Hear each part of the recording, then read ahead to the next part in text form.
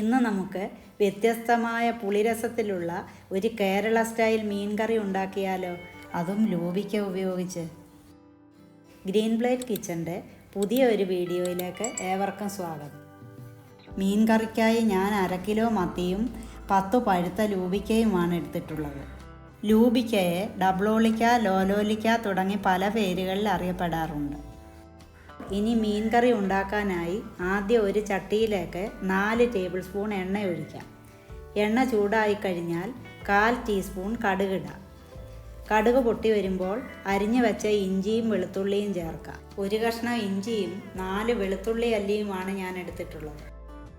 ഇഞ്ചിയും വെളുത്തുള്ളിയും ചെറുതായി മൂത്ത് വരുമ്പോൾ അരിഞ്ഞു വെച്ച 10 ചെറിയ ഉള്ളിയും 2 പച്ചമുളക് നെടുകെ കീറിയതും ചേർത്തൊന്ന് വഴറ്റിയെടുക്കാം. ചെറിയ ഉള്ളിക്ക് ഒരു ലൈറ്റ് ഗോൾഡൻ നിറം വരുമ്പോൾ ഒരു വലിയ തക്കാളി കട്ട് ചെയ്തത് കൂടി ഇടാം. തക്കാളി ചെറുതായി വഴണ്ടു വരുമ്പോൾ ഇതിലേക്ക് മസാലകൾ ചേർക്കാം. 1/4 ടീസ്പൂൺ മഞ്ഞൾപ്പൊടിയും 2 ടേബിൾ സ്പൂൺ കാശ്മീരി മുളക് പൊടിയും 1 ടേബിൾ സ്പൂൺ സാദാ മുളക് പൊടിയും 1 ടേബിൾ സ്പൂൺ മല്ലിപ്പൊടിയും 1/4 ടീസ്പൂൺ ഉലുവാപ്പൊടിയും ചേർത്ത് നന്നായി ഒന്ന് ഇളക്കാം.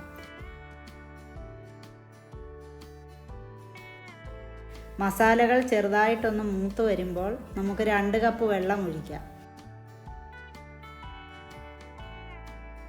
ഇനി ഇതിലേക്ക് 1 ടീസ്പൂൺ ഉപ്പ് കൂടി ചേർക്കാം.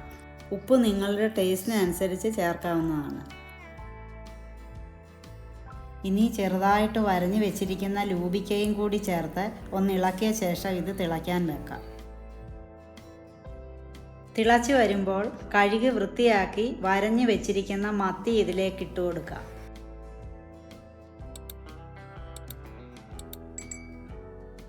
മീനൊന്ന് മുങ്ങിക്കിടക്കത്തക്ക രീതിയിൽ ഇതൊന്ന് താഴ്ത്തി വയ്ക്കുക.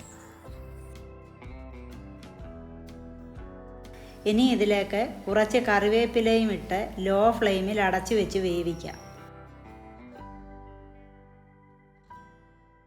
ഇപ്പോൾ അടച്ചു വെച്ചിട്ട് 10 മിനിറ്റ് ആയിട്ടുണ്ട്. ഇനി ഇതൊന്ന് തുറന്നു നോക്കാം. കറി നന്നായി തിളയ്ക്കുന്നുണ്ട്. ഇനി മത്തി ഉടയാതെ ചട്ടി ഒന്ന് ചുറ്റിച്ചെടുക്കാം.